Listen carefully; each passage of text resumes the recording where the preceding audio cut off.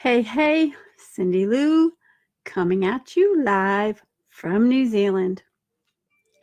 I'm the founder of Be Bold You, where we help you take life's twists and turns, turn them into something beautiful so that you can live your life out loud and be bold you. That's what I say at the beginning of every podcast and at the beginning of every Facebook Live, which turn into my podcast. So if you're listening to this on the podcast, welcome to the podcast. I am pondering tonight exactly. People keep asking me, well, but what problem are you solving? This is like one of those things. What is the problem that you're solving? What I want to do is inspire people, inspire women, and help people to become more self-aware, to stand strong in who they are and who they believe they're to be, who they want to be. I want to help people find what brings them joy in life and be okay with stepping into that joy. So maybe you can help me with, like, what is the problem? Do you feel stuck when you think about trying to find yourself, figure out who you are, who you want to be, what you want to do in life? Like, what do you want to do? You're my audience. You're those who listen to me. There must be some reason you listen to me. Why do you listen to me? Why do you tune in? What is it about what I bring that helps you? If you're listening on the podcast, head over to the Facebook page and put your comments there. I would love to hear them. And just write, responding to what is my problem, or what problem do you solve for me, or something along those lines, and I'll figure it out. A little more of my story might help you.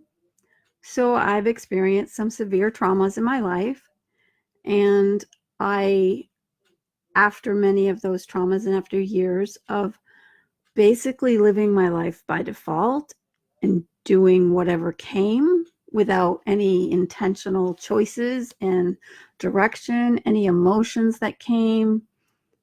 For a long time, I shut off my emotions so I didn't have to worry about them. I still had the visual look of an emotion, but inside I was completely dead. So maybe that's what it is. It's that we're dead and we need resurrection. So maybe I'm bringing people back to life. I know that my life itself and the fact that I'm willing to be on here is inspirational and encouraging to people. I've heard people say that. And when I've presented that in this course that I'm taking about speaking and being on stages, they're asking me, well, but what is the problem that you're solving? And I'm not sure I could answer that question because I'm not sure I know. So that's why I'm asking, is there something that you can help me to figure out? No, Siri, I didn't ask you for help. Siri's just come up on my, oh dear. Doesn't know how to put laughter on there though. All right, Siri's gone away now. I put Siri away. Oh, that's lovely. Look. Podcast people, I'm just playing with my hair online because, we do these things.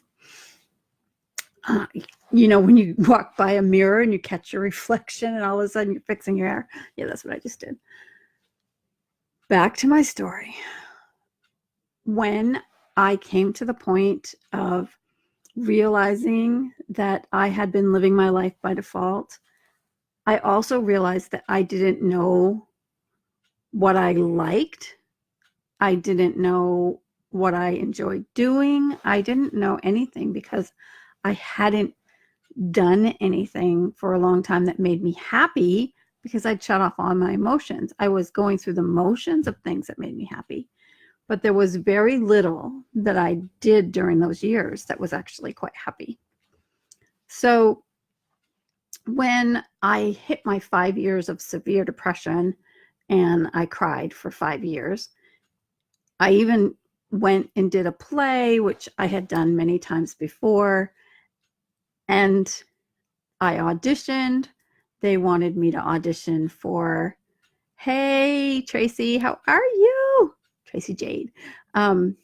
They wanted me to audition for the nurse in Shakespeare. And the nurse does a lot of laughing, and she's very jovial, and she's keeping everything lighthearted. And at that particular time of my life, I couldn't find that anywhere in me.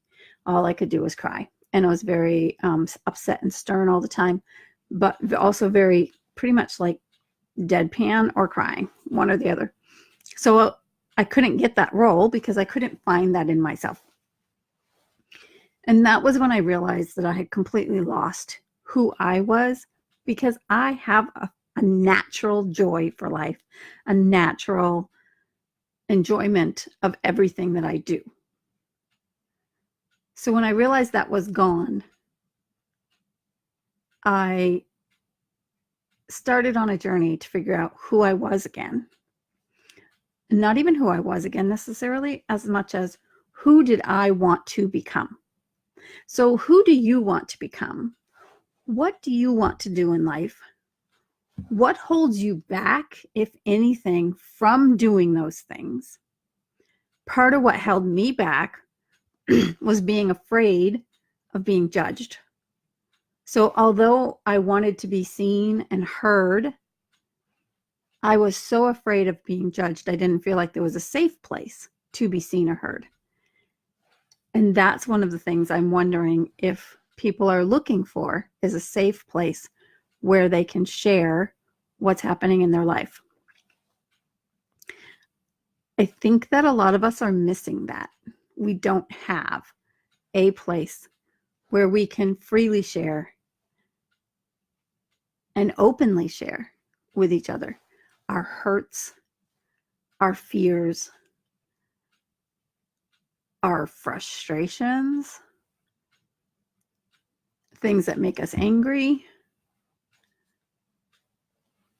If I were to offer a coaching situation where that's was the focus, was to find those places and be willing to go into those places where you're feeling either stressed or fearful, is that something that would be helpful?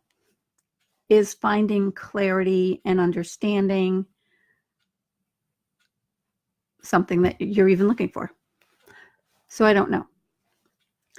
I have discovered over the last 5 years, as I've been working with people a little bit here and there, that I do help people to find clarity or to build strategic plans as to how to move forward, what to do next. And I really enjoy doing that piece. So that may be something I do in the near future. Watch for it. Who knows?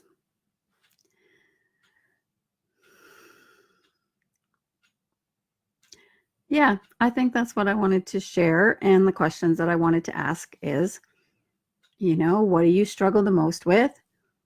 What do you want your life to look like? What do you want to do in life that you feel like you can't do? And why do you feel like you can't do it? What do you feel is holding you back? What are the feelings that you're running up against that keep pulling you back and not allowing you to freely express who you are in all of your creativity and your expression? So what's holding you back from being boldly who you are created to be? That's one thing I would love to help people to do, is to discover that, to uncover that, to release that, and to empower you to embrace who you feel you are at your core. Not what somebody else says you are, but who you feel you are.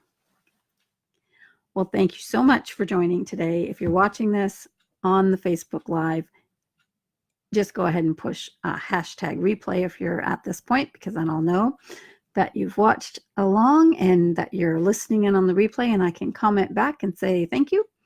And I say thank you to all of those who have been here live.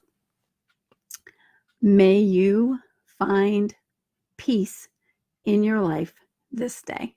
That is one of my biggest prayers for you.